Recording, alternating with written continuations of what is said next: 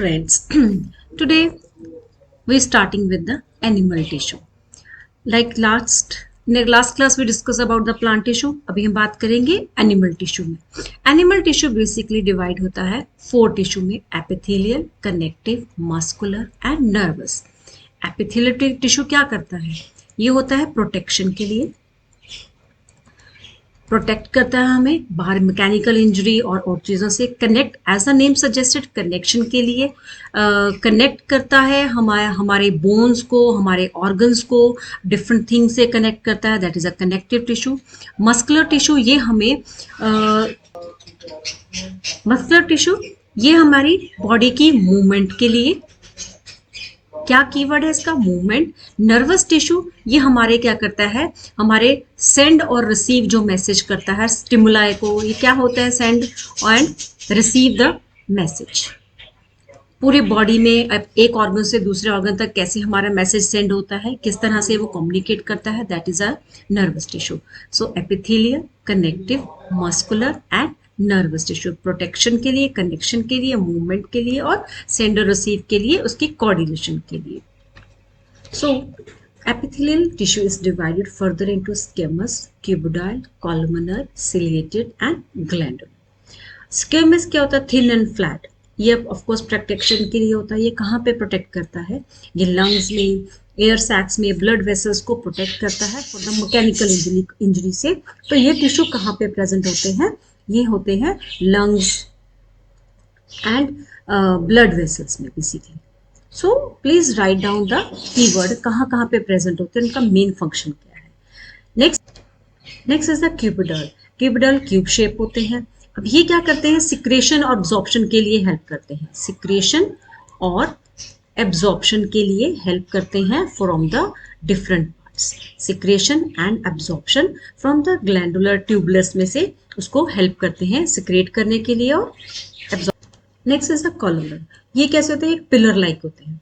Pillar like है, कहाँ पे हमें स्ट्रेंथ देती है? हमारे जो गैस्ट्रोइंटेस्टाइन्स है, हमारे स्टमक में जो जूसेस वगैरह हैं उनको अब्जॉर्ब करने में और सिक्रेट करने में, डाइजेशन में ये हेल्प करते हैं फॉर द जो like a columnar. Next is a ciliated. Ciliated मतलब, सीलिया मतलब क्या होता है? Hair like structure. अब आप ध्यान से देखो, हेयर लाइक स्ट्रक्चर हमारे बॉडी में कहाँ क्या? नोज में, हमारे ईयर्स में। तो ये क्या करते हैं?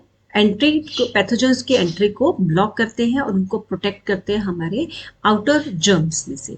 तो ये हमें जर्म से प्रेजेंट प्रोटेक्ट करते हैं। सिलिएटेड मतलब, सीलिया मतलब हेयर लाइक और फाइन हेयर लाइक का structure. Next is a glandular. Glandular कहाँ पे होते हैं? हमारे like a secretion of the saliva.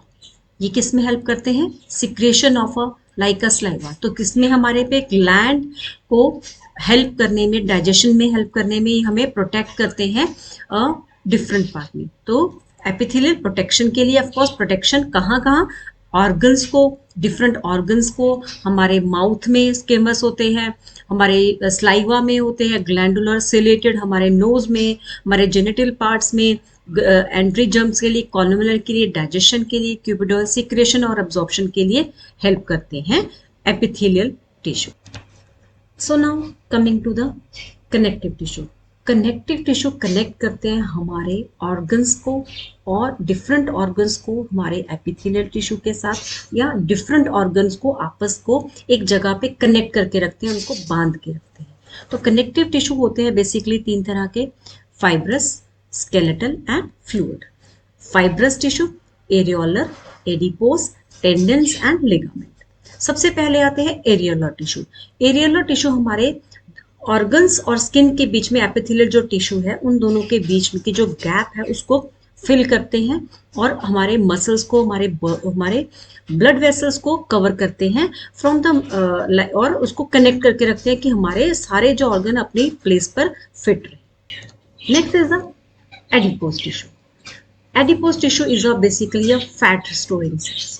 Fat storing means हमारे जब ऑर्गन्स है और हमारी स्किन है, हमारी स्किन की जो लेयर है उसके नीचे जो ऑर्गन्स है वो दोनों ये एक एब्जॉर्बिंग का काम करते हैं, लाइक हमें शॉक से बचाते हैं। और हमारे इस पे फैट सेल्स होते हैं जो हमें इंसुलिन का, हमें हीट प्रोवाइड करते हैं, जिसकी वजह से हमें ठंड नहीं लगती है और हम हीट रहते हैं, हमारी हीट को ट्रांसपोर्ट नहीं करने देते। That is a very important adipose tissue. और ये पेपर में इसका क्वेश्चन भी बहुत बार आता है कि एडिपोज टिश्यू क्या होते हैं और कौन से फैट टिश्यूज होते हैं जो हमें शॉक से बचाते हैं। That is a adipose tissue.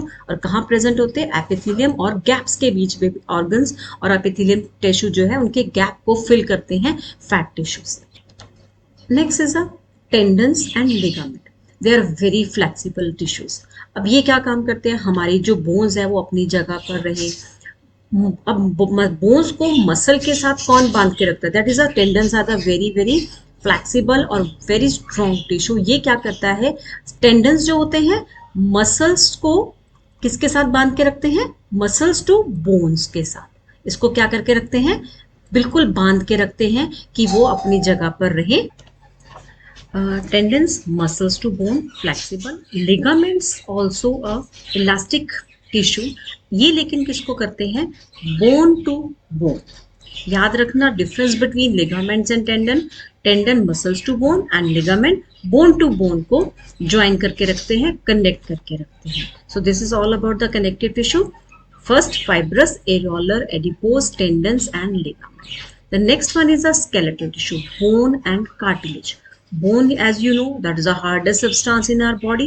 ये क्या करता है? हमें मैकेनिकल स्ट्रेंथ देता है, हमें खड़े होने में, चलने में, सब ऑर्गन्स को एक पूरे उसमें रखता है, स्ट्रक्चर में रखता है। Bones are basically made up from the matrix of the calcium and phosphorus materials. ये पूरे ऑर्गन्स को एक फ्रेम में, एक स्ट्रक्चर में बांध के रखते हैं bone. What is a cartilage? When you touch your nose, your ears, you can move it. That is a harder substance, but that is not a bone.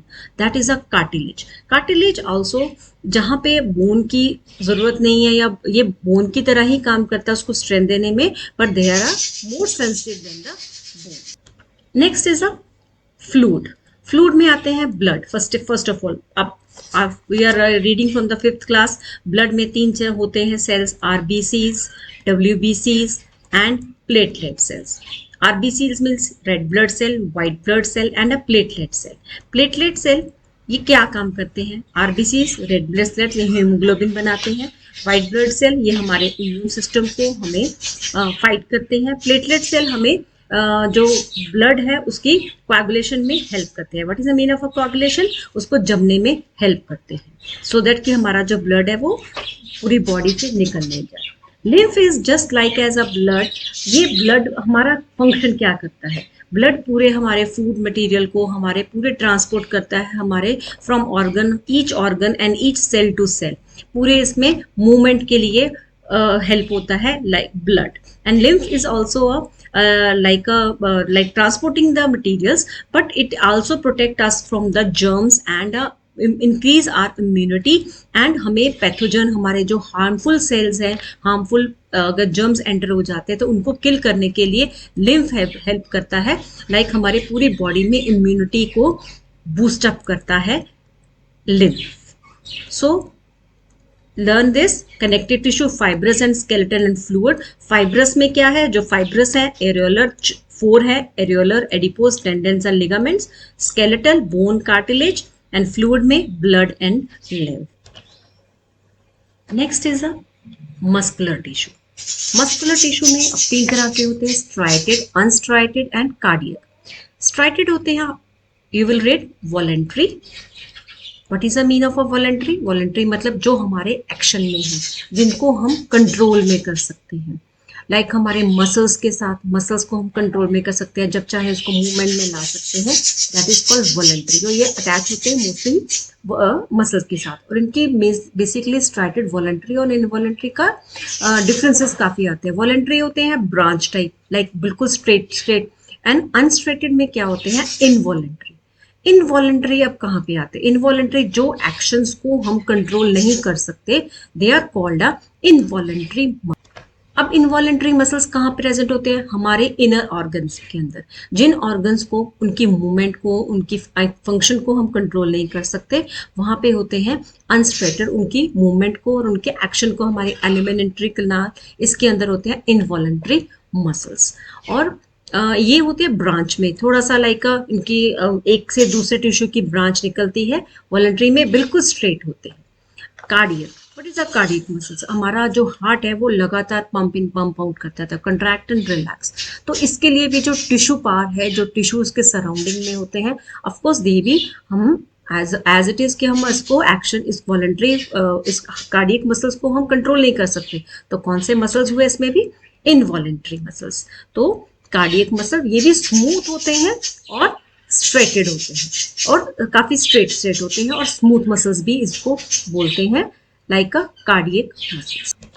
The last one is a nervous tissue. ये हमारे body में एक ही sales होते हैं, neuron cells, जो help करते हैं हमारे बॉडी में सेंड और रिसीव मैसेज। ये कहाँ पे प्रेजेंट होते हैं? ब्रेन में, स्पाइनल कॉर्ड में, और हमारे इसमें पूरे बैक स्ट्रक्चर में हमारे ये एक्शन को, हमारे जो पूरे हमारे सेंसिटिव ऑर्गन्स हैं, उनके जो उनका जो रिसीव है उसके मैसेज को ब्रेन तक और स्पाइनल कॉर्ड तक पहुंचाते हैं और उसको एक्शन में लेके आते हैं।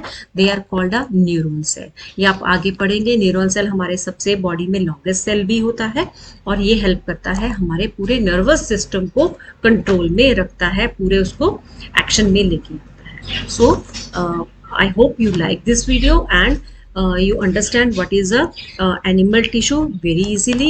So please write a keynotes, like a single keynote, and draw this in your notebook and learn it properly. So thank you.